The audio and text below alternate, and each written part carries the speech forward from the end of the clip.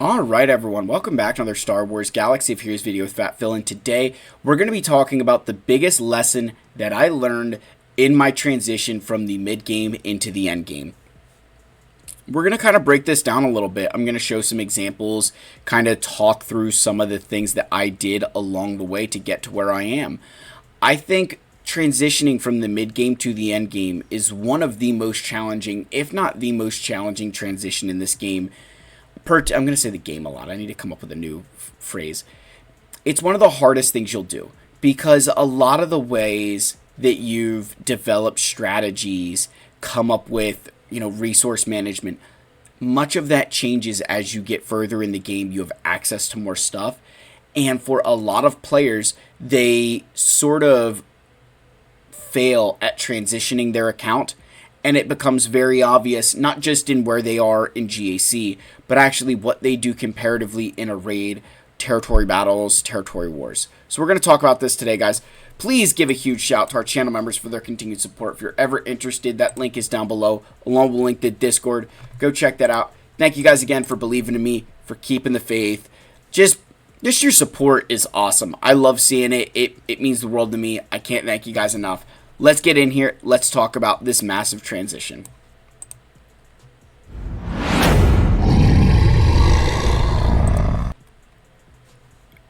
Alright, so as I was transitioning from the mid-game to the end-game, I noticed something very unique about my account and something that I tried to keep going through as I was, getting in that point in the game. I decided that I was going to heavily focus the attention of my roster onto the characters that were not Relic 7. My entire goal with my roster was I wanted to get everybody at 7 stars. Even though 7 stars do not have that same purpose that they used to, it still was a big deal, and it's still something that has helped me.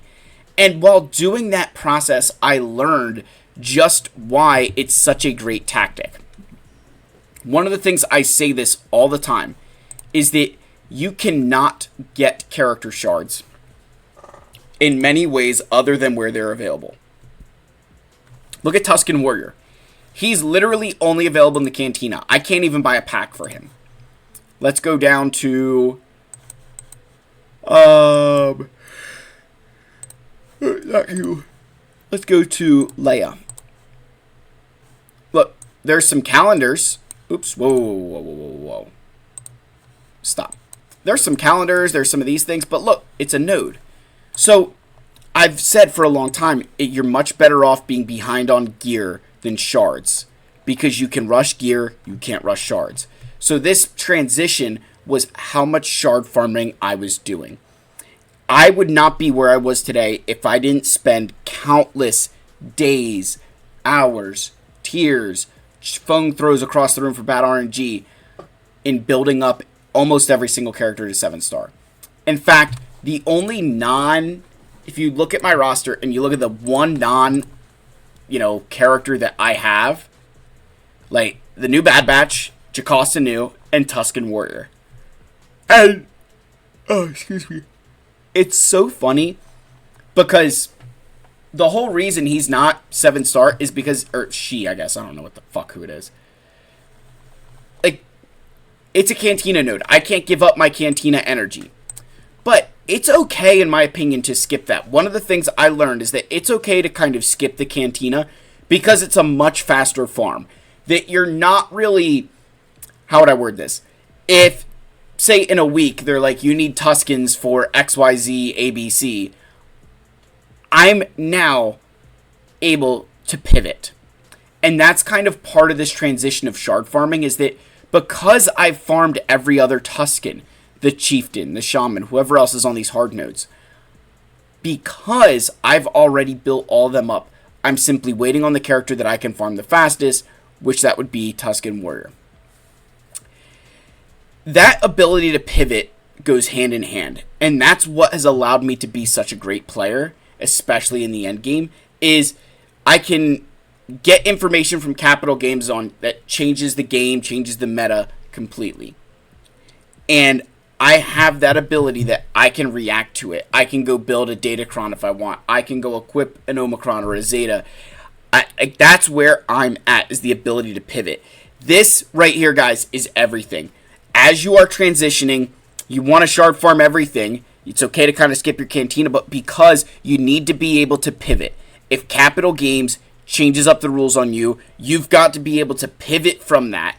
And if you're sitting there with no shards farmed of something and you're like starting it now, no. You should have already had the ability to pivot to that farm through shard farming everything else. The other kind of aspect to this you've got to bear in mind is how quickly you're going to farm some of the newer characters. Part of this transition with being able to pivot is pivoting to the new stuff. Whether that's Baylan or Ahsoka, or maybe you're thinking of going for the Jocasta new team. Whatever the case is, you've got to start thinking, hey, I need to build this new character sooner because they're actually really, really good and help me far more than a character that's equivalent to them that's been in the game for 3-4 years, whatever the hell, however long this game's been going on. I guess 9 years. Sheesh. So, with that, I'm not telling you to ignore old characters. That's not at all what I'm saying. You don't ignore these older characters. What I am saying is you need the ability to pivot, that if you were building Jedi Master Kenobi, all of a sudden something comes out where you need, say, the Jedi Vanguards. If you have the shards farm, if you've invested that resource, now you're at the point where you can pivot. But if you're sitting there with no Jedi Vanguards and you're thinking of, hey, Relic 9 on my Jocasta because that's what's cool, you don't have the team for her. So what are you doing then? You're just like, no. So that's what I mean by this ability to pivot and kind of like not ignoring, the older stuff. You never want to sit there and just, I'm never farming Lord Vader, I'm never farming Kenobi. Like, those are huge mistakes. And I know everybody's waiting on their Bad Batch bundle because nobody likes to farm Karatech anymore. But I think a smart thing to say here is you don't ignore the older farms completely, because there are plenty of Grand Arenas I've won. One, because of Lord Vader, but also because of how much faster you can obtain a character. Think about the accelerations, the gear. All of those things play a massive role. So, if I am you and I'm looking at this transition from mid-game to end-game, I'm thinking about ensuring that I am shard farming everything. I want everything 7 stars, so that way by the time that, something new comes out, I'm in a position to react. I'm in a reactionary position. Or I was in I should say that I was proactive and now I get to be in a reactionary position instead of not preparing your account and then you're in a sort of retroactive where you've got to get ready for it in the first place and then you've got to, maintain it. I think being able to pivot, and I kind of lost, I guess what I was trying to say there is that you've got to be able, if I boil this down, sorry guys, it's late and my mind was going one way and my mouth went another. What it boils down to is you've got to be able to shard farm. You've got to be able that when that something new drops and you need it, if you cannot pivot, if you cannot stop your farm and get to that new thing now, you are going to be in a world of hurt. The amount of times that I was able to surpass players because of what I built and because of the fact that all I needed was gear, I was in a much better place. That's the name of this game with resource management. It comes down to putting your account in a position where you're only having to manage one resource. And you can do that by transitioning from the mid game into the end game by focusing on shard farming everything that you can. I do apologize if I got a little weird here at the end.